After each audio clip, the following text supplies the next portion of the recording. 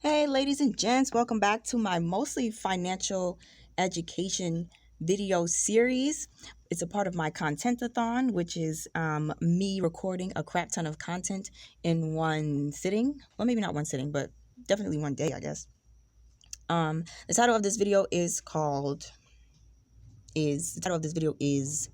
how I raised my credit score to a 730 from the 500's. Now, I don't remember exactly what my credit score started off as, but I think it was like 526, if I remember correctly. I'll probably look it up. Actually, I have a plan to get my credit report pretty soon, so maybe I'll cover it again then when it comes in the mail. But I'm going to give you three, maybe more if I think of some as I'm going, three tips or the three-step process that I use to raise my credit score. So first I'm going to tell you why my credit score was so crappy in the first place, and then I'm going to tell you what I did to fix that. So when I got out of college, I was super scared to handle my financials, like super scared. All I knew was that once you left school, you got like a 6 month grace period before you were expected to start paying stuff back. And so I was in so I got out of school, didn't have a job yet. I was in like panic mode. I was like, what am I gonna do in order to start to get these loans paid back? But I felt a little bit relief with that 6 month period. So anyway, the 6 months went past and still didn't have a job, still didn't have a way to pay my student loans back. So I had to figure out what I was gonna do in the meantime. So the first thing I learned about, which I guess I kind of had to not learn the hard way, but I had to do some research about what I needed to do to set myself up to be okay financially. And until, at least as far as student loans went, until I got my stuff together and got a job. And so took a little bit of research, it took a little bit of talking to people, but the biggest, most important thing that it took was the courage to face my financial situation. And because I really didn't have it, y'all, I was scared. I was like, I don't want to look at it, I don't want to touch it. Like, school in and of itself was already stressful. I studied chemistry. I was like, I just need a break from everything. Please leave me alone, right? And I don't have a job. What am I supposed to do? So I started to do some research because I heard about these two terms, forbearance and deferment. And I didn't know what the real difference was. At the time, I was the only person in my family who had graduated college, and I didn't really have many people to talk to me about this kind of thing. So it was some research that needed to be done. So first things first, understand that there's a big difference between forbearance and deferment. And if I remember correctly, do your own research. But if I remember correctly, deferment is basically saying, I'm going to put off paying my loans for a certain period of time until I can get it together. Forbearance is more tricky. There's only a certain time frame that you are allowed to be in forbearance before I think your loans go delinquent or something. And I think it's only like a total of 4 years over the lifetime of the loan that you're allowed to be in forbearance, where it's like I think deferment is basically like you can push it back a little bit just after college, but then forbearance is like, let's say you've been paying your loans and then something happens, like a financial turmoil or something like that happens in your life, and then for a period of time you can say, look, I'm not going to be making any payments on this loan. So again, do your research, double check, all that good stuff. But for me, I think I went with the deferment option, and I was able to take a little bit more time to get myself together. Now, I'm telling you that was have to do with the credit score, because I had a bunch of these loans that I put in deferment, and then that took a little bit. out of me, and being able to fill out the paperwork, get everything done, take it real seriously, not be scared of it, not have like an anxiety attack dealing with the money. But then once that was covered, I was like, all right, cool, done. Don't want to see it, don't want to hear about it again for a minute. Then I got a letter in the mail saying that there was this other loan that I had been missing payments on. And, apparently it wasn't a part of all the other stuff that I put in deferment. And so I was just missing payments like crazy on this one loan. And that freaked me out. Okay. And maybe I'll talk in another video about how I overcame all the fears around handling my financial situation. But I'm telling you guys, I was not trying to answer nobody talking about student loan, nothing. But, I went through this process where I was just, learning and trying to build some financial confidence, or just the ability to handle my finances, approach them, and just, to have faith that things were going to work out and that it was manageable, it was doable. I didn't need to be scared. So that happened. I got the letter and, I freaked. But then I realized, because that thing wasn't a part of the deferment, I had really nothing else on my credit except bad payment history and missed payments. So if you don't know, your credit score is calculated in part due to your debt to income ratio, meaning how much you owe versus how much you bring in. Your payment history, meaning which is like the biggest part of how your credit score is calculated, how good are you at paying off your debts. And other factors like, the length of your credit history, and another one, which is like the types of debt you have. So like the more variety you have in the types of debt, the better your credit score actually is, because what that communicates is that you are, you're good at paying a variety of different types of debt. And that's basically what your credit score says, like how well are you at paying people. Okay, not gonna get too much into that, but anyway, so where was I?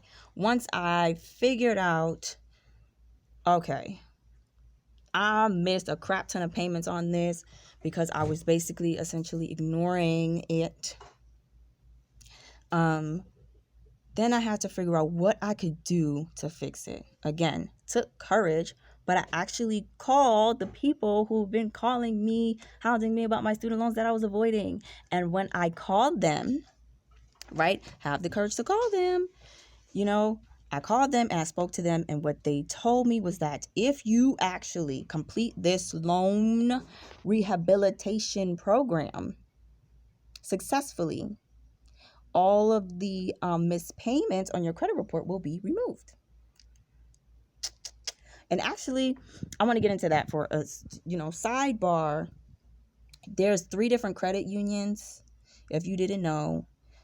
What is it? TransUnion, Experian, and Equifax. And actually, one of them has a lower credit. Like for me, I have like 2 credit scores right now because one of the credit unions, yeah, they have like a mistake. And so I'll get into that at the end of this video probably. I'll come back to that. But my highest credit score right now is a 730. The other one has an error because, I'm gonna tell you why. But anyway, and sometimes that happens, guys. Sometimes there's an error on your credit report. So that's why it's important to order it periodically and review it and look it over and make sure that there's no mistakes. But anyway, so that point number 1 was the student loan rehabilitation program. I entered into the rehabilitation program, which essentially was like, you get into this repayment plan if you pay your loan, the amount that we give you consistently for 9 months straight, no mess ups, no miss-ups, nothing, no issues for 9 months, all of the derogatory marks associated with this particular loan will be removed. And since that was the only issue that I had on my credit report, cha-ching, when that was gone, shot through the roof. Okay, so point number 1 out of the 3, the student loan rehabilitation program. Point number 2, automated payments. So how I got through the student loan rehabilitation program was, oh, and let me back up for a second. You have to enter into an agreement with, I guess, the creditor for this rehab program. You can't just decide, all right, so I'm gonna pay it, and that's it. You have to actually communicate with people. This has to be in, I guess, like in writing. It's best to get stuff in writing, and there's paperwork you got to sign off on, and there's an amount that you have to pay per month. So get all of that straightened out first. Get the back end straightened out first, and then once you successfully complete the 9 months, you'll be straight for the most part. If that's your only issue. Like for me, that was my only issue. Other than that, I really didn't have credit. Number 2, automated payments. So how did I get through the rehab program? I automated the payments. Hello. So my student loan was being automatically paid every month. I set it up through basically my bank. Was it a bank account? No. So there was an online platform to have the student loan being paid, and I set up automated payments through that. And I'm gonna elaborate in step number 3, or tip number 3, as to how I got actually, is this a part of step number 3? Right. Okay. So anyway, the whole thing to get through the loan rehab program is to pay your bill consistently. I did that by automating the payments. Last tip number 3, I got a secured credit card. What is a secured credit card? A secured credit card is a special type of credit card that is very, very hard for you to accumulate large sums of debt with. It's a special credit card. Do your research, but you essentially pay a small, like, little down payment. For me, it was like $50. They give you a small credit line. For me, it was $200, and you put, here's the technique here, you put a small bill on it, a small bill, less than 30% of the amount that you're approved, and you automate the payments on that bill every single month, and bam, now you are building credit. So you have a credit card, which for me, I was also, look, I was like a money chicken. I was like scared to get a credit card because I heard so many horrible stories. But again, all debt is not bad debt, and you can utilize debt to your advantage. So I got a secured credit card, and I made sure that it was paid off consistently by automating the payments. And now I was, instead of having no credit until I got bad marks and then my score went down, I took the bad marks off, and then I started establishing better credit through a secured credit card. And if I'm correct, I know I now use the secured credit card still to automatically pay off one of my student loans. So I put the student loans on the secured credit card, and then I automatically pay off that credit card. So instead of me just paying the student loan straight from like my bank account or something, I pay it with the secured credit card, then automatically pay the credit card off. So in addition to me getting through the rehab, I was also building credit at the same time. So that is how I raised my credit score from the 500s to a 730. Now I'm trying to figure out how to get it to be perfect. And if you didn't know, all the credit scores come in a range. So I think it starts at it's like 400 to 800 or something like that. But everything is in a range. So perfect credit is actually from 750, a score of 750 to a score of 800. So if you have an 800 credit score, it's just as good as having a 750. That range is considered perfect credit. So now I'm interested in, how do I make it perfect? Just curious. Probably I have to vary the different types of credit that I have. But yeah, hope it helped. Question: what are some issues with your credit? I know I'm all in your business, but you know what? If you look in order for you to answer the question, you have to be aware of what you're dealing with. You might have to actually go pull your credit report. You might have to actually just confront something that you're afraid of.